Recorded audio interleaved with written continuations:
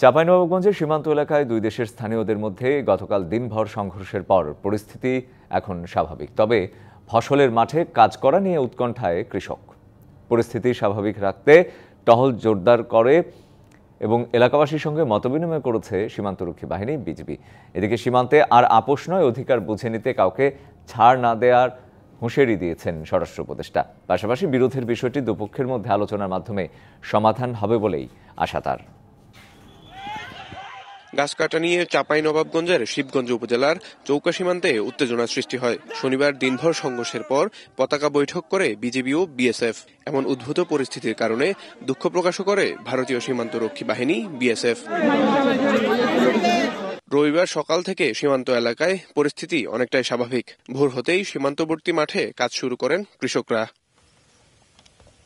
এদিকে সংঘর্ষে ব্যাপক ক্ষয়ক্ষতি হয়েছে সরিষা, কালাই ও গম সহ বিভিন্ন ফসলের। ক্ষয়ক্ষতির পাশাপাশি স্থানীয়দের মাঝে রয়েছে উৎকণ্ঠা ও আতঙ্ক। তাই দুই দেশের উচ্চ পর্যায়ের বৈঠকের মাধ্যমে দ্রুত সমস্যার সমাধান চান তারা।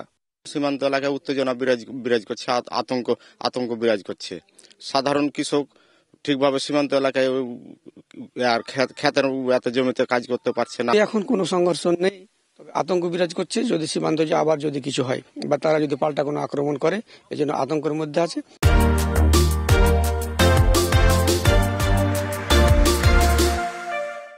আর যেন অস্বাভাবিক পরিস্থিতি তৈরি না হয় সেজন্য স্থানীয়দের বোঝাতে কাজ করছেন জনপ্রতিনিধিরা। ওরা কি করছে জানি না, কিন্তু আমাদের জনগণ আমরা চেষ্টা করছি শান্ত করার। যেহেতু পরিস্থিতি শান্ত, আর যেন পরিস্থিতির কোনো ঘোলাটের সৃষ্টি না হয়। পরিস্থিতি শান্ত রাখতে সীমান্ত এলাকায় স্থানীয়দের সঙ্গে মতবিনিময় করে বিজিবি। শূন্যরেখার আশেপাশের জমিতে স্থানীয়দের কৃষিকাজ না করার আহ্বান তাদের। একই সাথে সীমান্ত এলাকায় ভিড় এড়াতে টহল জোরদার করেছেন তারা। এই এলাকায় শুধুমাত্র যারা কৃষক আছে, যাদের ক্ষেত আছে, যারা কাজ করতে চায়, তারা শুধু সীমান্ত এলাকায় গমন করবে। তাছাড়া এর বাইরে বহিরাগত যারা আছে, উৎসুক জনতা এই সীমান্ত এলাকায় ভিড় করবে না।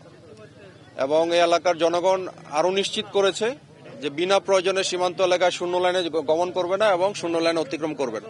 এদিকে রাজধানীতে এক অনুষ্ঠানে স্বরাষ্ট্র উপদেষ্টা কথা বলেন সীমান্ত পরিস্থিতি নিয়ে। আমাদের যেটা আইন মতো যেটুকু আমাদের পাওনা আমরা ওটুকু চাচ্ছি। যেমন 150 গজের ওই থেকে তাদের কাটাতারে বেড়া করতে পারে, আমরা ওটুকুই চাচ্ছি। আমরা এখানে কোনো রকমের ছাড় দিতে চাচ্ছি না। আগে হয়তো দুই একটা জায়গায় একটু ছাড় দেওয়া হয়েছে, এখন ওই ছাড় দেওয়াটা হচ্ছে না, দেখি একটু সমস্যা হচ্ছে। সীমান্ত সুরক্ষিত আছে জানিয়ে বিরোধের বিষয়টি দুপক্ষের মধ্যে আলোচনার মাধ্যমে সমাধান হবে বলে আশা স্বরাষ্ট্র উপদেষ্টার। বিজিবি কিন্তু সবসময় সীমান্তে অ্যালার্ট আছে এবং আমাদের সীমান্ত সম্পূর্ণভাবে সুরক্ষিত আছে। সাইফুর রহমান, ডিবিসি নিউজ, চৌকা সীমান্ত, শিবগঞ্জ, চাঁপাইনবাবগঞ্জ।